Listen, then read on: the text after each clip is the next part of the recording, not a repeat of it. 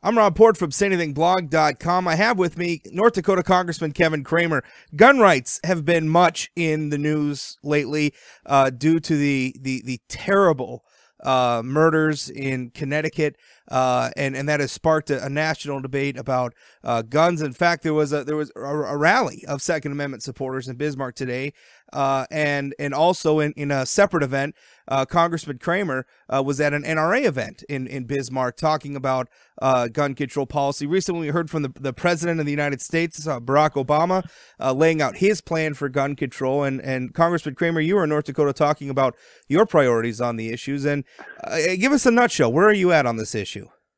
Sure. Well, a couple of things. First of all, Rob, I appreciate the way you tee it up, because I think one of the things that sometimes gets lost, or at least muddled in some of this debate, is that somehow there are that there are people somewhere who don't have sympathy for what happened in Sandy Hook, and that's clearly not the case. There's nobody that I know that isn't heartbroken over those tragedies. The question then becomes, how do we avoid them in the future, if we can at all? What's the appropriate response?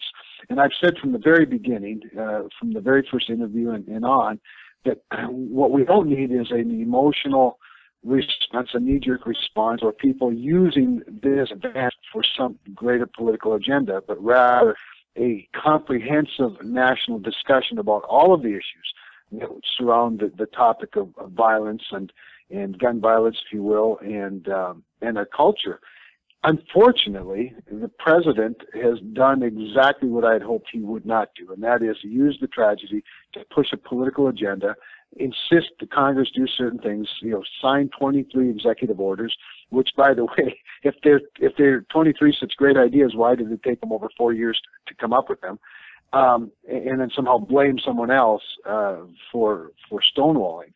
I just think the president has not been helpful in this discussion, and I think that real leadership would demand, a calmer, more thorough, and comprehensive response than sort of a phony round table with, led by Joe Biden, that then results in the pushing of an agenda, which is what I believe the president's done. My approach is this. While I've talked about it, looking forward to a national comprehensive discussion, I thought, well, I've got a little platform here in my congressional district, which happens to be the entire state of North Dakota.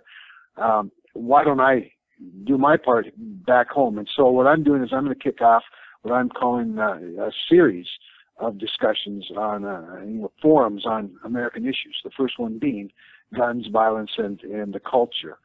So on February 22nd, I'm going to put together a round table, if you will, and then followed by more of a public forum, a summit of sorts in Fargo, where we'll have one of these discussions on this very topic. Included in that discussion, I want to have people who, first of all, are Second Amendment lovers, and maybe that's everybody, I don't know, but people who advocate for gun rights obviously ought to be at that table.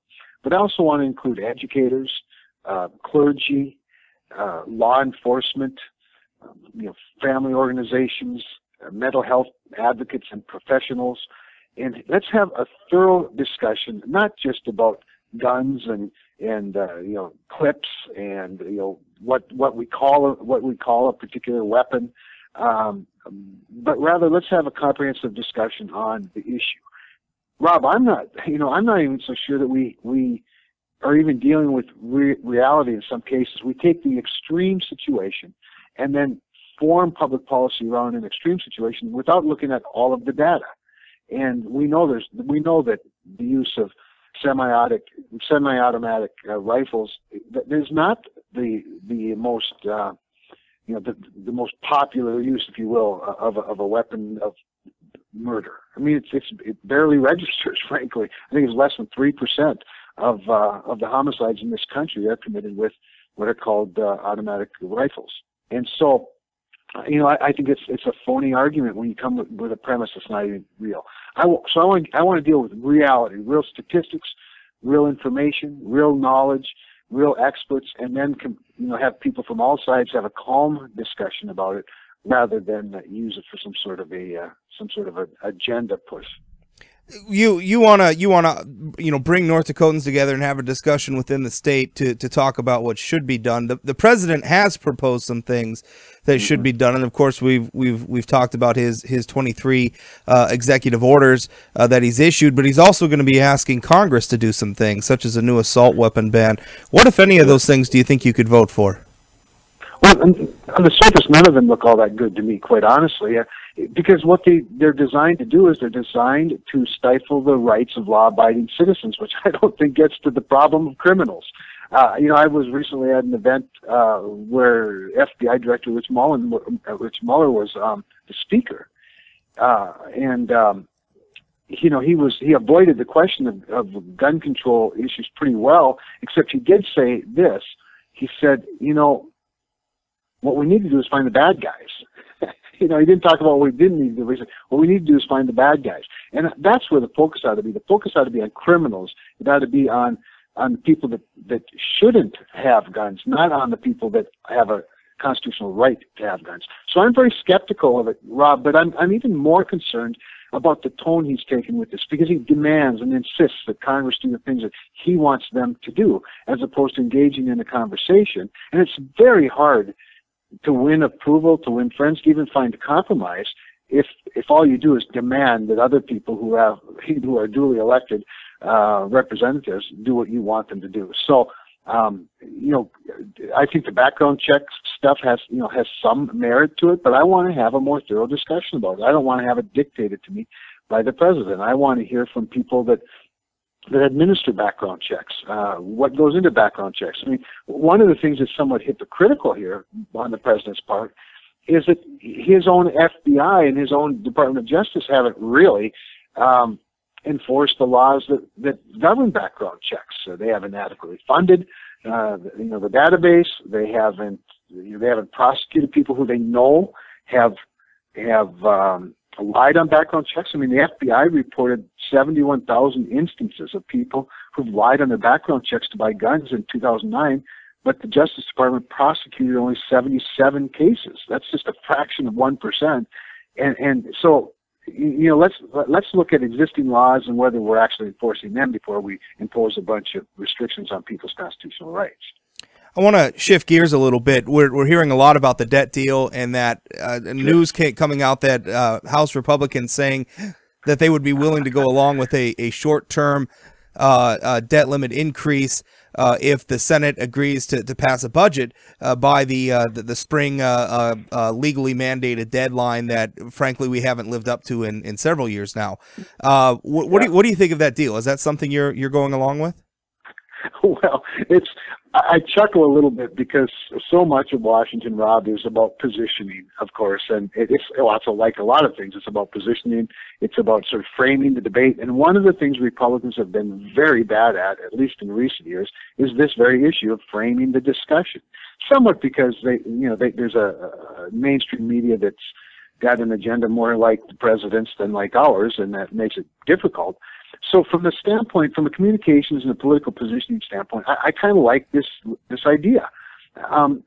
Don't get me wrong, I'm not too concerned that we're going to actually raise the debt ceiling for 3 months, because I have a hard time believing that Harry Reid's going to allow a vote on a budget, because he hasn't done it for nearly 4 years. It's hard for me to imagine he's going to do it now. But I will say this, that it does shift the discussion and the focus where it belongs, and that is over in the United States Senate, where they haven't passed a budget for 4 years. So am I inclined to vote for it? Sure, I'm inclined to go along with it.